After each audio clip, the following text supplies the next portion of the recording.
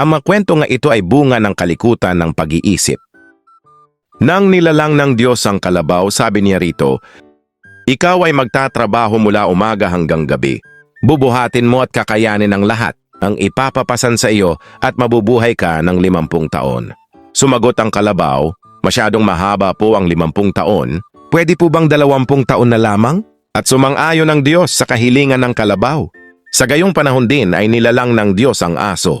Sabi na rito, ikaw ay magiging tagabantay ng bahay. Sunod-sunuran ka sa lahat ng gustong ipagaw ng iyong amo. At mabubuhay ka ng 25 taon, sabi ng Diyos. Ngunit sumagot ang aso, masyadong mahaba po ang 25 taon. Pwede po bang 10 taon na lamang? Gaya ng sa kalabaw ay sumang-ayon din ng Diyos sa kahilingan ng aso. Sumunod ay nilalang ng Diyos ang unggoy. Sabi niya rito, ikaw ay magpapalipat-lipat sa mga baging. Magiging katawa-tawa ka at nakakaaliw sa mga tao. Mabubuhay ka ng 20 taon. Sumagot ang unggoy, masyadong mahaba po sa akin ang 20 taon. Pwede po bang 10 taon na lamang? At sumang-ayon ng Diyos sa kahilingan ng unggoy.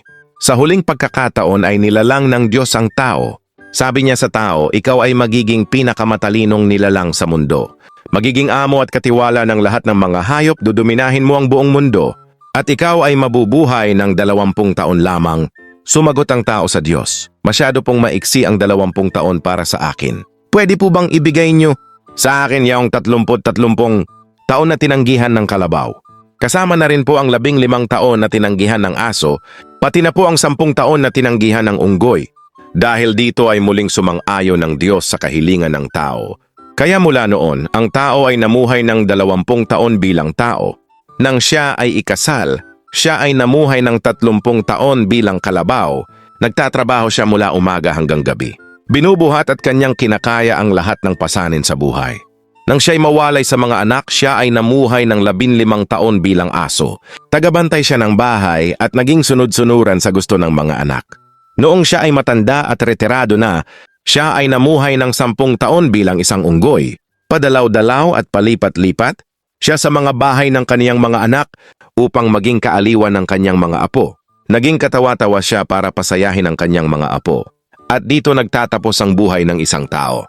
Kung lumagpas man ang buhay ng tao sa ngayon sang-ayon sa pagkwenta, ay dahil sa siya ay hindi sakimbagkus naging masunurin sa plano ng Diyos sa kanyang buhay.